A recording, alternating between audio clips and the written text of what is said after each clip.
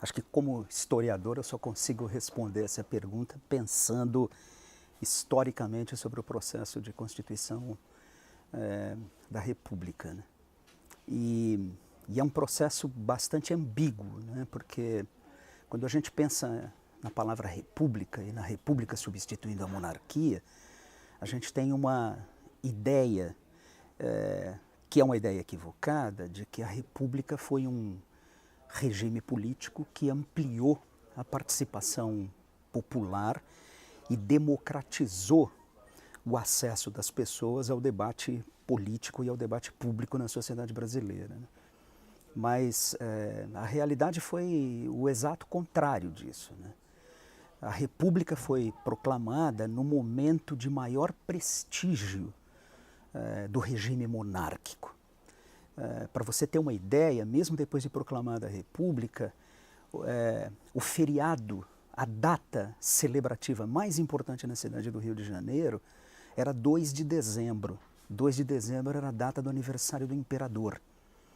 E não é difícil entender isso, né? A monarquia havia libertado os escravos. E a impressão geral que se tinha, sobretudo nas camadas pobres da população, na cidade do Rio de Janeiro, que era a única grande cidade que a gente tinha no país, é de uma enorme simpatia pela monarquia. Tem um estudo muito interessante de um jornalista no Rio de Janeiro que em 1906 ele vai até o presídio onde estão os presos da revolta da vacina. E ele vai tentar entender quem são essas pessoas. E aí ele escreve um artigo muito interessante falando sobre as tatuagens que os presos da revolta da vacina usavam. E aí ele diz que os símbolos tatuados no corpo desses presos eram geralmente os símbolos da monarquia. A coroa, o cetro imperial, o nome da imperatriz, o nome do imperador.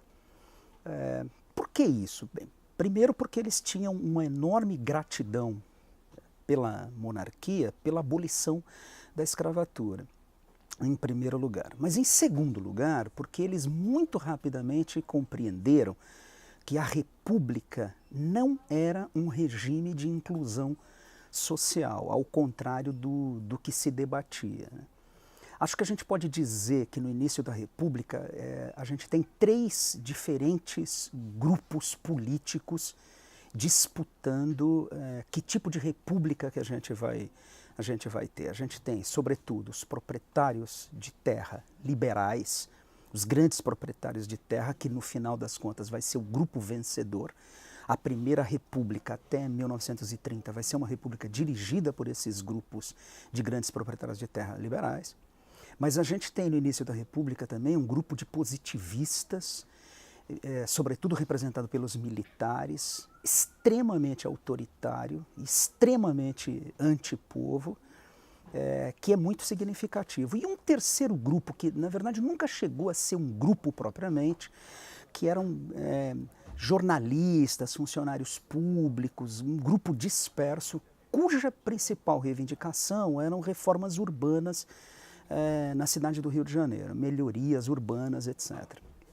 Então, assim, embora a República tenha abolido o voto censitário, ou seja, durante a monarquia, para ser eleitor, você precisava ter uma determinada renda para ser eleitor de primeiro grau e uma renda maior para ser eleitor de segundo grau. A República aboliu isso, mas a República manteve a idade mínima para ser eleitor e manteve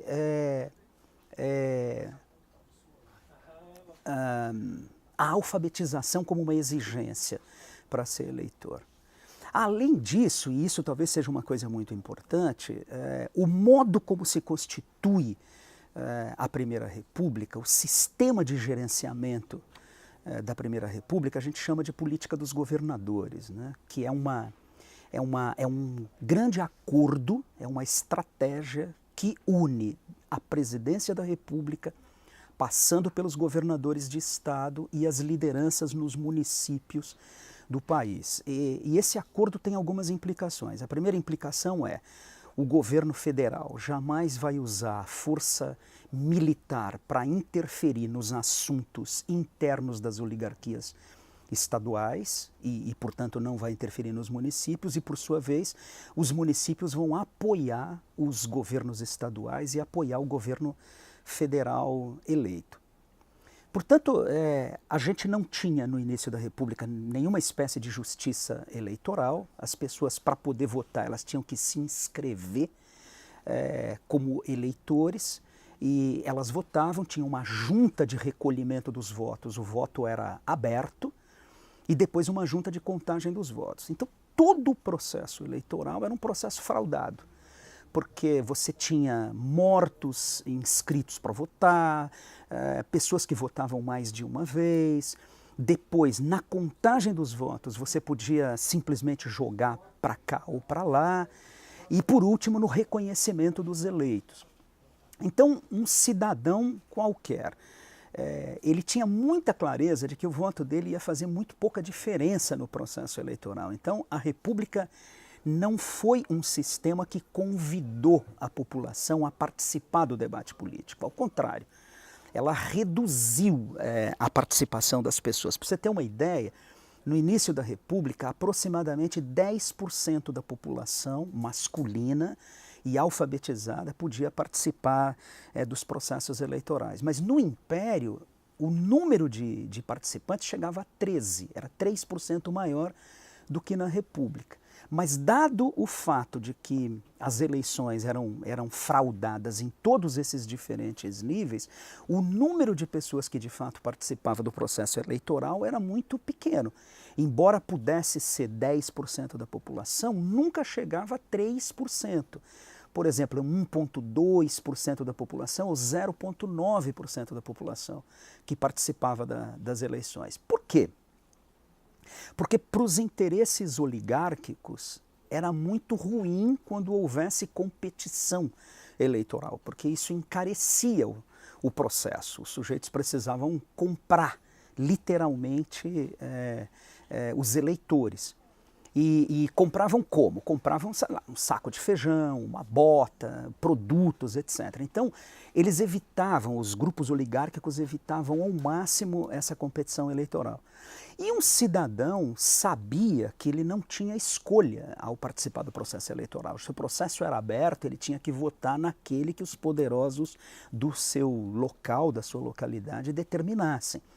Ele corria o risco de, ao não obedecer isso, enfim, de sofrer violência física, etc. Não era um processo aberto. Bom, uma coisa muito interessante é que um importante jornalista republicano carioca, 3 dias depois da proclamação da República, ele escreveu num importante jornal do Rio de Janeiro uma coluna em que ele citou uma frase que ficou muito famosa, né, em que ele diz assim: o povo assistiu bestializado à proclamação da República, pensando se tratar de uma parada militar.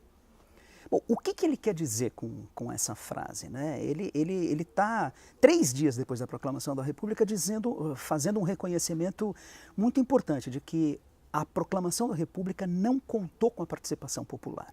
Ela foi um evento de grupos militares, de elites oligárquicas proprietárias de terra, mas ele não contou com a participação do povo.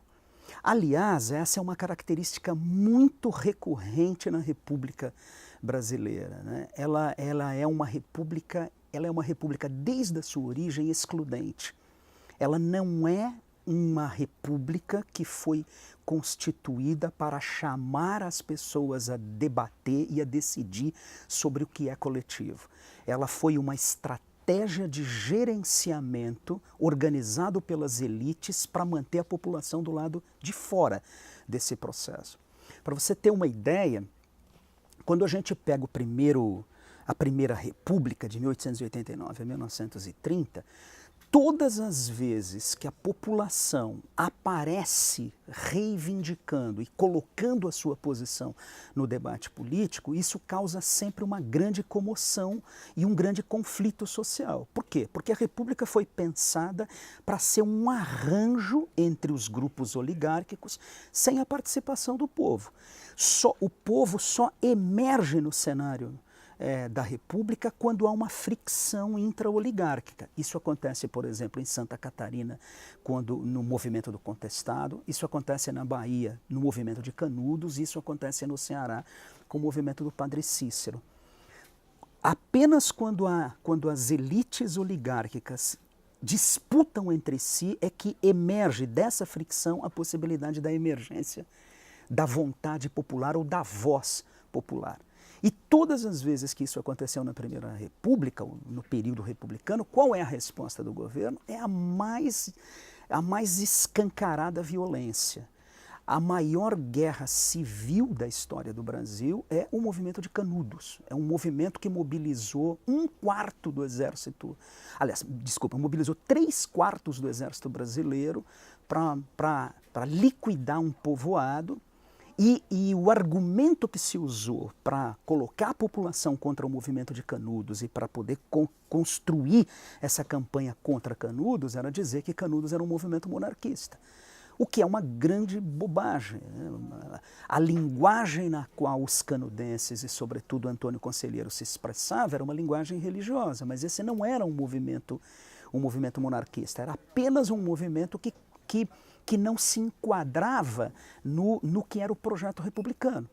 Porque se o povo não participa, a República tem um projeto. Né? Eles têm um país, eles têm um Estado, mas eles não têm o povo. Então os republicanos se colocam essa tarefa histórica de criar o povo adequado para esse Estado, para essa nação. Agora, qual é o modelo que eles têm na cabeça? Né? Eles pensam num povo que é ordeiro, num povo que é disciplinado, num povo que já está adequado à lógica da acumulação capitalista, que é ir para o trabalho todos os dias, de segunda a sexta, de segunda a sábado, e trabalhar de modo ordeiro. Mas isso não existia simplesmente na sociedade brasileira, e mesmo na Europa isso ainda era um processo histórico em construção. Então, assim, o que eu acho que a gente pode dizer é que a história republicana brasileira, ela é continuamente e até hoje uma história de exclusão. Ele não é um regime que chame a participação, que amplie a participação das pessoas no debate político, mas ele é um regime que sempre procura estratégias e mecanismos para gerenciar essa sociedade e evitar que os conflitos apareçam. É sempre uma tentativa de construir um consenso, evitando que os conflitos venham à tona, que os conflitos sejam de fato enfrentados. Né? E a ideia de igualdade, a ideia de justiça social, a ideia de que todos nós somos iguais é uma ideia que, na verdade, não se constituiu nem no momento da proclamação e que vem sendo, na verdade, desconstituída continuamente ao longo desse processo. Não só na Primeira República, mas na Segunda República e até hoje. Né?